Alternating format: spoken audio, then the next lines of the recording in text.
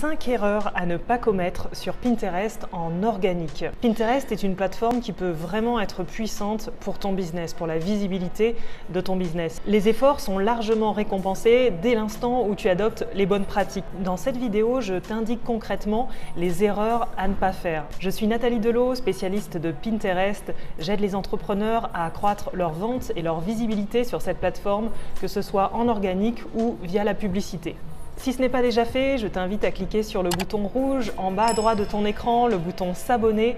Chaque semaine, je te propose une nouvelle vidéo sur la thématique de Pinterest et aussi du e-commerce. Objectif, t'aider à accroître tes ventes dans ton business. Et puis profites-en parce qu'en ce moment, je t'offre mon guide Pinterest complet. Tu vas y trouver plein d'infos utiles et concrètes sur l'utilité de Pinterest pour ton business, quels sont les codes de cette plateforme, comment ouvrir un compte professionnel et l'optimiser. Je rentre vraiment dans le détail, donc profites-en, j'aurai pas l'occasion de le faire sur YouTube.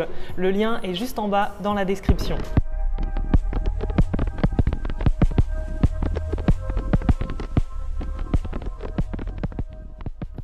Alors la première erreur que je t'invite à ne pas faire, c'est de ne pas ouvrir de compte professionnel.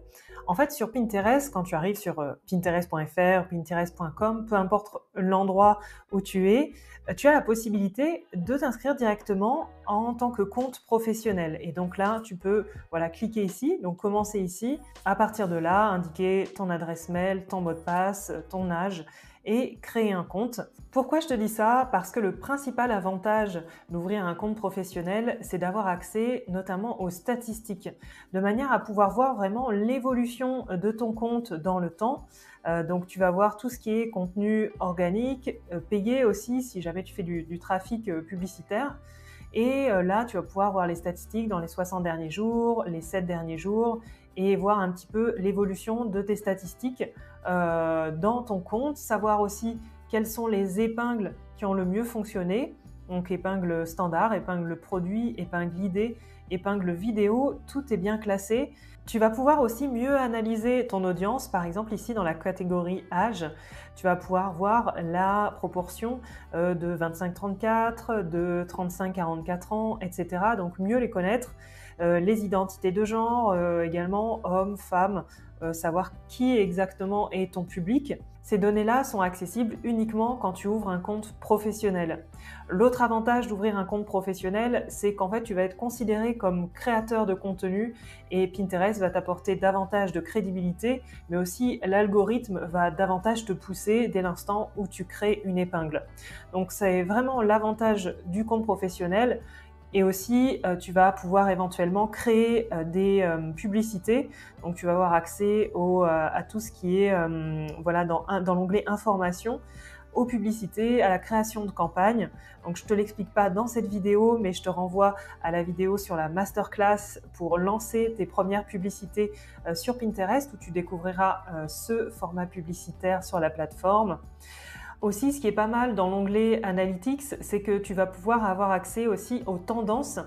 Et c'est une sorte de Google Trends, si tu veux, mais façon Pinterest, où en fait tu vas pouvoir faire des recherches là aux États-Unis, au Royaume-Uni et au Canada sur les mots-clés de ta niche, les mots-clés qui t'intéressent. Par exemple, tu lances un nouveau produit sur, par exemple, une robe. Donc je vais taper robe et voir un petit peu l'évolution dernièrement sur les derniers mois et voir si, par exemple, la robe bleue a davantage de succès. Alors ça va être donc la robe, vu que c'est sur le marché américain, il va falloir traduire en anglais. Donc là, ça va être dress et ce sera blue dress, par exemple, pour la robe bleue. Donc voilà. Et ensuite, par exemple, si je mets red dress, donc robe rouge, je vais pouvoir voir qu'est-ce qui est le plus recherché dernièrement. Bon, là, on voit nettement que pour la robe rouge, il y a beaucoup plus de recherches que pour la robe bleue qui est en vert ici. Et on voit concrètement l'évolution des recherches. Donc, tu peux faire ça pour absolument tous les mots-clés que tu souhaites. Parfois, c'est traduit. D'autres fois, c'est plutôt mieux de prendre en fait de l'écrire en anglais parce que tu auras davantage de résultats. et en dessous, tu vas pouvoir voir les épingles populaires dans cette niche-là. Donc c'est vraiment intéressant et à ce moment-là, c'est le fait d'ouvrir un compte professionnel qui va t'aider à accéder à ces fonctionnalités. Deuxième erreur à ne pas faire, ça va être de réépingler des contenus au lieu d'en créer soi-même. Le principe de Pinterest, c'est qu'on scrolle et on va repérer comme ça des idées qu'on va vouloir enregistrer et mettre dans nos tableaux. Alors ça, c'est très bien quand on a un compte personnel et qu'on veut le mettre dans des tableaux qui ne sont pas accessibles au public, donc tableaux privés. Mais dès l'instant où on veut du trafic sur notre site, ce qui est le principal intérêt ici de cette vidéo, c'est vraiment de créer des épingles. Alors pour ça, on va cliquer tout simplement sur l'onglet « Créer » ici, créer une épingle, sachant qu'on a trois types d'épingles. En fait, on a l'épingle classique, c'est-à-dire l'épingle avec un visuel fixe. On a l'épingle vidéo et on a aussi ce qu'on appelle l'épingle idée. C'est une sorte d'épingle story façon Pinterest. Donc par exemple, ici, je crée une épingle. Donc je clique ici. Ce qui va être demandé, c'est l'image. Donc soit je glisse, dépose l'image ici au centre. Je vais aussi devoir ajouter un titre, une description. Je vais ajouter bien sûr le lien de destination vers lequel je renvoie, donc généralement sur une des pages de mon site. Et puis je vais publier cette épingle dans un de mes tableaux. Donc pour ça, je vais cliquer ici à gauche de publier et je vais classer dans un des tableaux de mon choix. En fait, ça va permettre de classer cette épingle dans un de mes tableaux, un tableau là ici qui sera public, de manière à ce qu'il soit accessible aussi à tout le monde. Une autre solution qui est une nouveauté sur la plateforme, c'est pour aller plus vite, d'enregistrer ces épingles à partir d'un site web. Donc mettons, je prends l'exemple de mon site web, nataliedelot.com, je le rentre, je clique sur Entrée, et là, en fait, on va me proposer les visuels qui sont déjà sur ma plateforme, en tout cas sur mon site web, et je vais pouvoir les réutiliser, ces visuels. Bon, là, il se trouve que j'ai aussi des épingles Pinterest sur mon site web. Donc, par exemple, je vais cliquer sur celle-ci, puisqu'elle m'intéresse, elle est au bon format. Et là, je vais pouvoir la mettre directement, cette épingle, dans un tableau. Par exemple, Noël sur Pinterest Ads, je l'enregistre. Mettons que je l'enregistre ici. Par contre, je tiens quand même à vous dire que cette technique-là, elle ne permet pas d'optimiser au maximum son épingle, puisque certes, on a enregistré notre épingle dans un tableau, en l'occurrence ici Noël sur Pinterest Ads, c'est vraiment un exemple. Mais le problème, c'est qu'on n'a pas le titre, on a un titre qui est inexistant ici, vous voyez. On n'a pas non plus de description, on a le site web seulement, mais on ne redirige pas vers une page précise. Donc, quand on adopte cette méthode qui permet d'aller plus vite, après on doit revenir sur l'épingle pour indiquer le titre, la description, le site web et autoriser éventuellement les utilisateurs à commenter et enregistrer ici à nouveau. Donc vraiment retenez qu'il n'est pas utile de réépingler des contenus d'autres personnes dans vos tableaux publics. En revanche, vous pouvez le faire dans vos tableaux privés. Pour ça, par exemple, je vais enregistrer ici cette épingle. Elle va être si je veux voir dans le tableau par exemple, un tableau style qui est lui privé par exemple sur mon compte, eh bien éventuellement je vais pouvoir enregistrer cette épingle là dans style et à ce moment-là elle ne sera pas accessible à la vue de tous. Une erreur à ne pas faire non plus, c'est de miser sur un seul type d'épingle. Alors vous voyez qu'en fait, donc je vous ai montré par rapport à l'épingle classique comment ça se passait. Je crée une épingle, je clique ici et j'ai une épingle qui va rediriger vers le site. Ok, très bien, sauf que j'ai la possibilité sur Pinterest de créer aussi des épingles idées et ça va être intéressant de combiner les deux stratégies. Pourquoi? Parce que les épingles idées, elles sont vraiment poussées par l'algorithme, tandis que les épingles standards, elles sont en ce moment moins poussées par l'algorithme, donc un peu moins visibles. Par contre, elles ramènent vraiment sur son site web. Alors que là, si je crée une épingle idée, où je peux ajouter jusqu'à 20 images ou vidéos, elle va ramener en fin de compte sur mon profil. Cette épingle, quand je vais cliquer dessus, je vais atterrir sur le profil. C'est pour ça que finalement, ça va peut-être m'amener des abonnés, mais ça va pas spécialement m'amener des clics et du trafic supplémentaire. Donc vraiment, combiner les deux, c'est une bonne chose.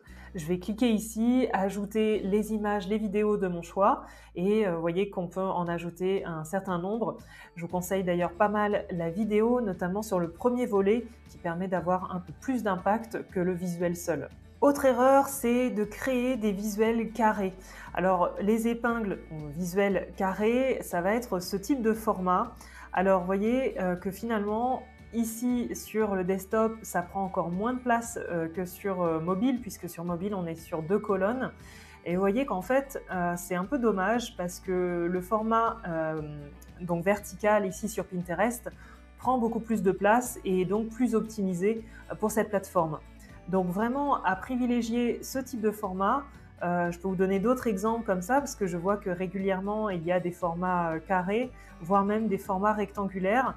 Alors ça n'empêche pas d'avoir des likes, hein. Vous voyez il y a quand même des likes sous cette. Mais globalement ça a moins d'intérêt parce que ça prend beaucoup moins de place et parce que c'est pas le format qui va être le mieux diffusé sur la plateforme. Sur Pinterest, le format le mieux diffusé c'est le 1000 par 1500 pixels, donc 1000 en largeur et 1500 en hauteur, mais aussi des formats comme on retrouve sur par exemple Snapchat ou sur les stories Instagram, c'est-à-dire un format de 1080 par 1920. Donc vous voyez ce format très vertical.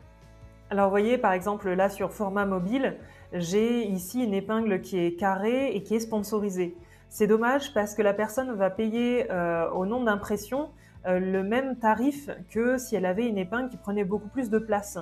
Donc c'est pour ça que finalement il vaut mieux créer un format Pinterest, c'est-à-dire le plus optimisé sur la plateforme. Vous voyez que en général, bon, le prix pour une publicité sur Pinterest, c'est 3 € pour 1000 impressions, maximum, je dis bien maximum pour 1000 impressions. Donc c'est très peu cher sur Pinterest par rapport à d'autres plateformes, notamment comme Facebook. Mais voilà, vous voyez que par exemple là encore, on a une citation, elle est au format carré, on va moins y prêter attention que sur un format vertical. Bon, même si là, il y a quand même beaucoup de texte. Enfin, une autre erreur à ne pas faire, c'est de vouloir inclure des hashtags au lieu de vouloir inclure des mots-clés dans son épingle. Bon, là, je vous prends un exemple comme un autre. C'est une recette de tartines, 30 recettes de tartines salées. On a cette épingle donc, qui a été faite par le site doctissimo.fr. On a bien un titre, une description et le lien vers le site. Donc en fait, ici on n'a pas de hashtag, mais il arrive encore que des comptes mettent des hashtags dans la description ici. En fait, ça ne sert absolument à rien. Aujourd'hui, sur Pinterest, ils ne sont non seulement pas pris en compte, mais en plus, ils n'ont pas spécialement renvoyé sur des mots-clés en particulier. Donc, ce qu'il faut faire, c'est avant tout, par exemple ici, on est sur des recettes de tartines salées, eh bien, c'est déjà aller au plus simple dans le titre. Et il est vrai que recettes de tartines salées, c'est bien de quoi on parle, donc dans le titre, c'est très bien, ce sera référencé en tant que tel. Après, il n'y a pas spécifiquement écrit sur l'épingle qu'il s'agit de tartines salées, ou en tout cas, on aura 30 recettes si on clique sur cette épingle. Donc sachez que quand vous ajoutez aussi du texte sur une épingle, il est pris en compte, les mots-clés sont pris en compte par l'algorithme. Donc ici, par exemple, si on veut optimiser, si on avait voulu optimiser cette épingle, on aurait ajouté 30 recettes. 30 recettes à découvrir, par exemple. Dans la description, on a ici que vous soyez végétarien ou omnivore, vous trouverez forcément une recette à votre goût. Voici 30 idées de tartines salées et bruschetta repérées sur Pinterest. Donc on retrouve notre idée de tartines salées, ce qui va encore mieux référencer ce terme-là. Après, voilà, on a végétarien, omnivore. On aurait pu ajouter également les ingrédients de l'une de ces recettes. En plus, ici sur cette épingle, c'est ce qu'on appelle les épingles enrichies et c'est faisable également sur Pinterest. Les mots-clés sont également ceux du lien vers lequel on renvoie. Par exemple ici, si je clique sur Doctissimo, je vais avoir recette, donc dans l'URL, recette tartine bruschetta, tartine feta, courgette, tomate, cerise, etc. Et là, ça va être intéressant puisqu'on a aussi les mots-clés dans l'URL. Donc on a finalement les mots-clés à la fois dans le titre, on les retrouve dans la description, dans l'URL, on est plutôt cohérent et ce sont ces mots-clés-là que va repérer l'algorithme de Pinterest. J'espère que tu as aimé cette vidéo. Si c'est le cas, je t'invite à liker ce contenu. Surtout, si tu veux être informé de mes prochaines vidéos, abonne-toi en cliquant sur le bouton ci-dessous. Je te rappelle qu'en ce moment, je te permets d'accéder à mon guide Pinterest complet. Tu peux le trouver ci-dessous en description. Profites-en, c'est plein d'infos concrètes pour ton passage à l'action. Je te dis à très bientôt.